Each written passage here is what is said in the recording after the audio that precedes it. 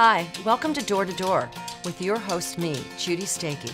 Join me as I travel all over interviewing songwriters about their process. Hi, welcome to Door. I'm sitting here today with Walter Afanasieff, and I'm proud to say that I'm one of the few people that pronounces his name correctly. Walter is a Grammy-award winning writer, producer, musician. He's an amazing keyboardist, and he's worked with such great stars as Mariah Carey, Barbra Streisand, Groban, Celine Dion, just to name a few. Most recently, he has been a judge on the Russian version of X Factor, and we're just happy to be sitting down with you today. You're a busy guy. Hi. Actually, yeah, I just got back from Moscow. Yeah, just literally a couple of days ago. So tell me what you're up to. Happy to be here talking to you. Well, I'm back here now. It's about a 40% Russia, 60% here schedule. However, we just finished the show. We just had our finale last week. But other things going on, so I definitely will be going back to Moscow very, very frequently. So who won? You know, who won was a fellow. Ooh. It's very interesting, who sings both the falsetto high, like in the female soprano range, as well as the downstairs baritone or tenor range. Wow. And it's kind of a freak, but this kid is gorgeous and sings like, just amazing. So it was an unusual thing. He would go out and do literally duets with himself. Oh. So it was kind of a cool thing. So he won. It wasn't my contestant, but yeah, now I'm back here. I've got a busy schedule here. I'm doing a couple of Idina Menzel projects, her pop album, which we just finished writing all the songs, 12 songs for. I just started hopefully what's going to be the new Barbra Streisand project, starting with the first song we just wrote. And then we're also writing a Broadway musical with Idina Menzel for her, hopefully her next big Broadway show. And that's just been a huge challenge. I mean, being a songwriter is one thing, but writing for Broadway or for film is entirely different. And it really, really pulls you into that, am I good enough? Or do I have what it takes? And, oh God, it's so challenges hard. You in a completely different way. Absolutely, an incredible experience. How cool. I encourage, literally, for songwriters who are in any way, shape, or form connected to this, which I'm sure many will be, is to really, really look into that whole library of music, the songwriting that takes place for Broadway, for musical theater. Because when you take songs from Rodgers and Hammerstein or Stephen Sondheim, anyone in the world out there who's doing it, from old to new, it is profoundly educational. If anything else, it's just enriching and very, very deep, that whole vast library of music. So I couldn't agree more. Yeah. And that's sort of what I'm doing now. It's kind of a, busy time. So you ready for some questions here? I am. Here we go. Okay, first one. How did we meet? You and I met a long time ago, probably around 89, 90. I came into your office at Warner Chapel, and we were trying to, like everyone else, I was trying to make a name for myself. And I had a very dear friend who came from a different place. He was a road manager for an artist I was working with, Kenny McPherson, and he landed himself the position of bringing me into Warner Chapel as a young writer. Now, at that time, I was doing my first big project, which was an unheard of artist named Mariah Carey.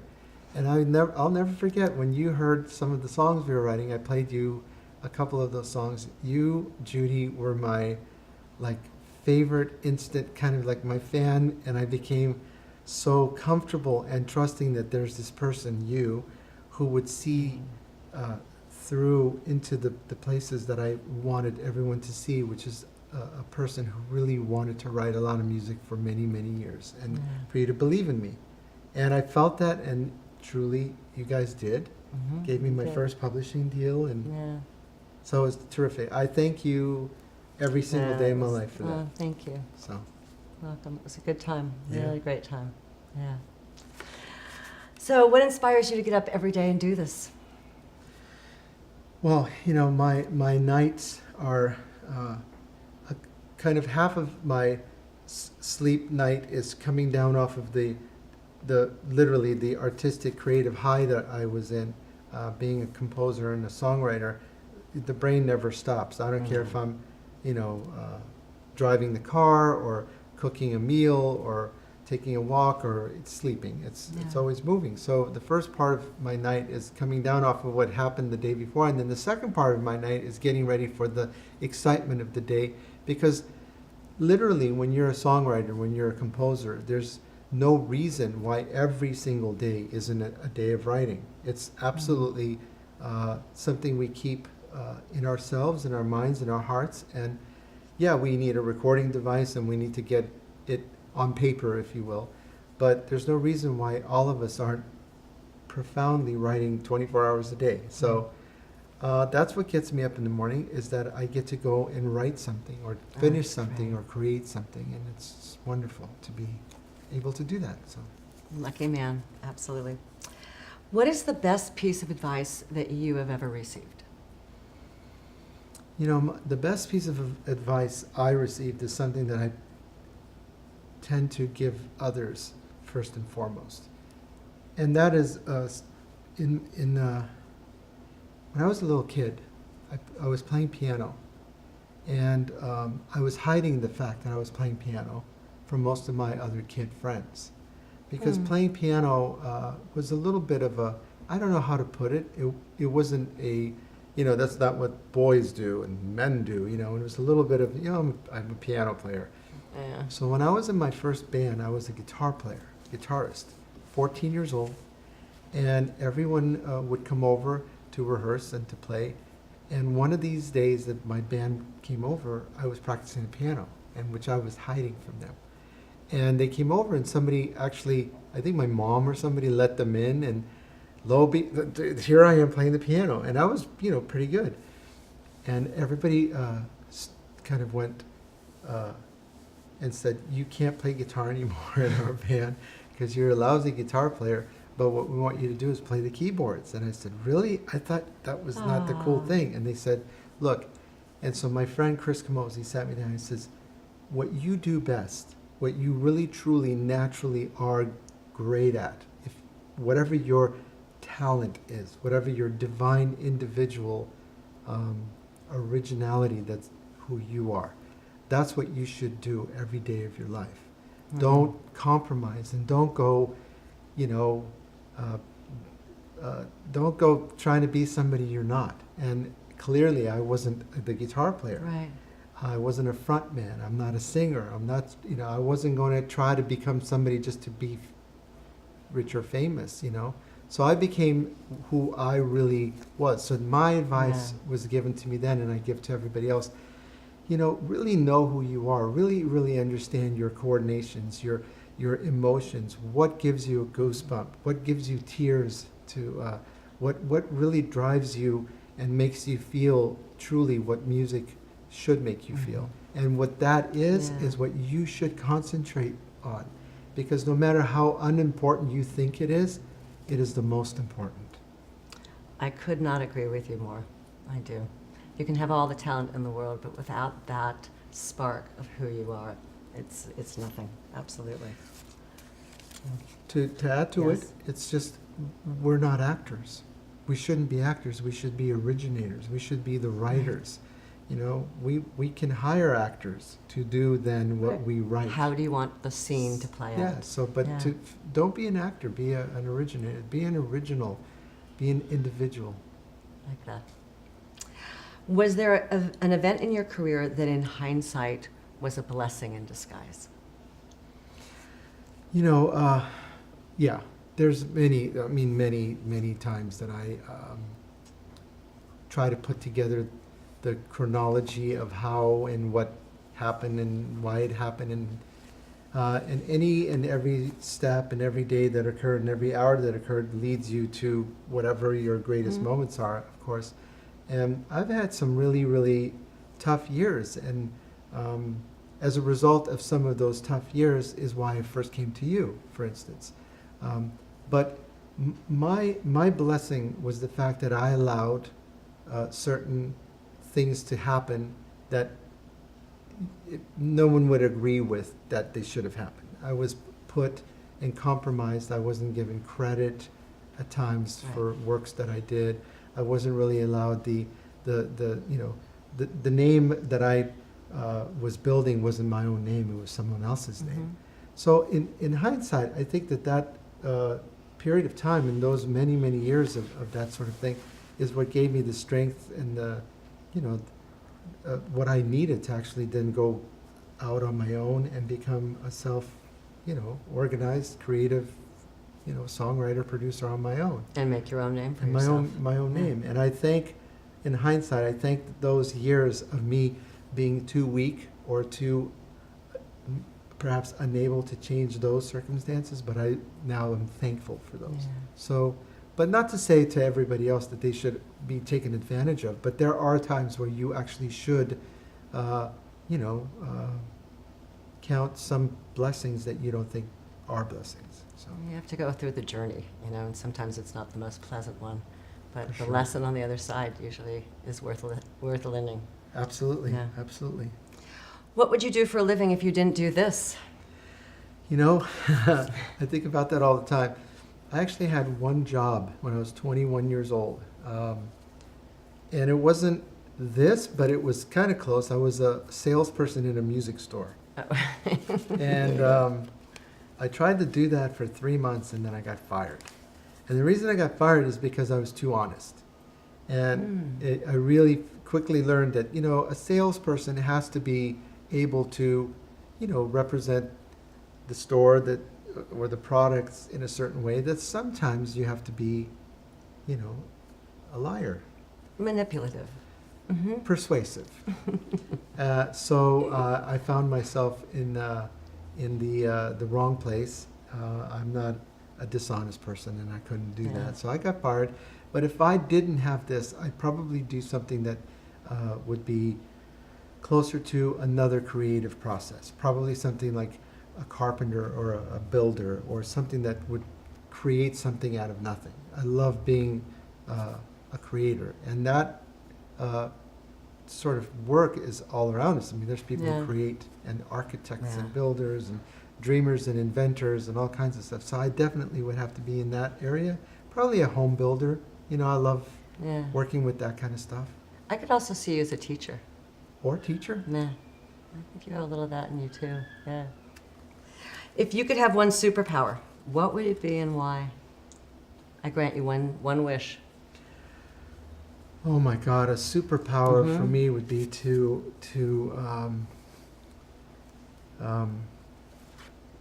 gosh, I think probably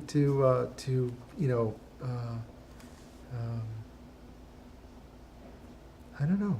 That's a hard question. Like any kind of superpower? Would you could fly, you Well, could I be mean, I've invisible, always you wanted to could, fly. You could transport yourself. Oh, okay, here it is. So if I had a superpower, I would be able to transport either back in time or into the future. Okay. And the reason for that is to be able to learn from it and do better with things and then help people with that. So. Very cool. And make money, knowing what the lottery numbers are, and There you go. the stock market, and all that kind of stuff. So yeah, that's a great superpower. That's I would really become good. the I like world's that. richest man, and then I would Right. put everybody into multi-millionaires on Earth. That would be my superpower. Okay. Can I be one of those? Can I just get in line? How do you stay musically current? My current musical, whatever that means, musically current. There's two places to look to. The musically current of who you are as a music person. I continue to take piano lessons. Do you really? Wow. I do. I have a profound love for jazz. Obviously, I have a profound love for classical music. But the most difficult place for me to stay current is to be able to invent something that hasn't happened yet. And by which I mean songwriting and composing is just that. We're inventors. We want to invent something that's maybe 3.5, 4 minutes long that nobody has ever done before. So Right. every single one of our songs that we write is an invention, hopefully one that will be very popular and one that would be very loved in the world. But needless to say, it's still something out of nothing.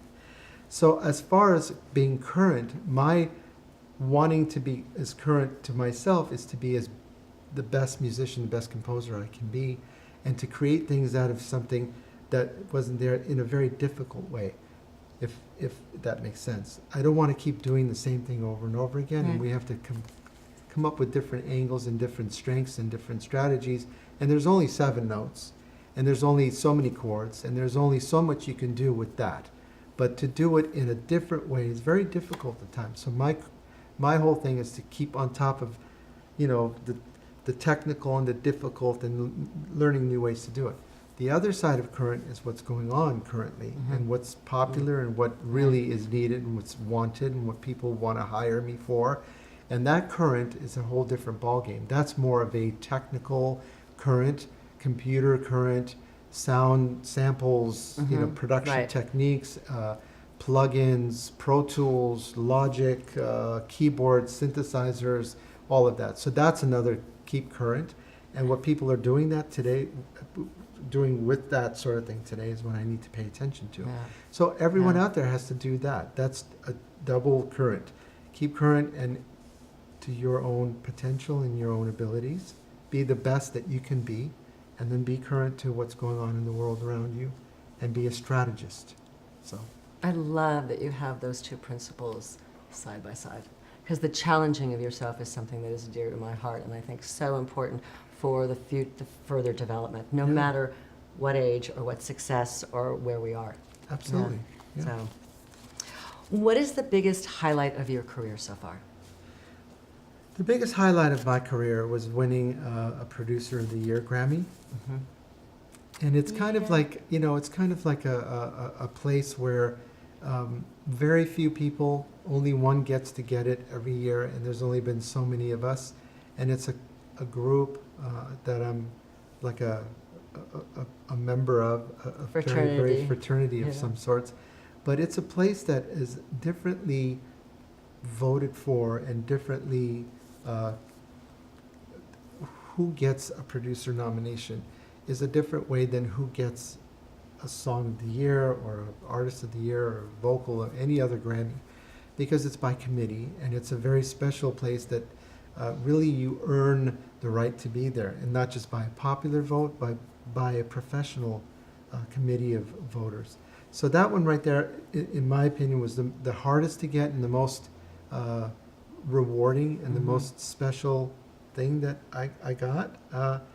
Second to that, of course, is my little milestones of songs that I've either written or produced, Yeah. which Producer of the Year was For My Heart Will Go. Producer of the Year was for a year of work. And in that year, I Oh, did. right, yeah, it was a year of I work, so it did. wasn't- Yeah, yeah. I did work on all kinds of albums. I did Mariah and Celine, and I can't even remember now. What who I year was did. it? It was in the year 2000. 2000. Yeah. Wow, cool. So, and My Heart Will Go On. Producer was for Record of the Year as a producer of the Record of the Year, which was in 1999. For I knew it the was right in Celine. there somewhere, yeah. But I kind of one played off the other, so. That's very cool.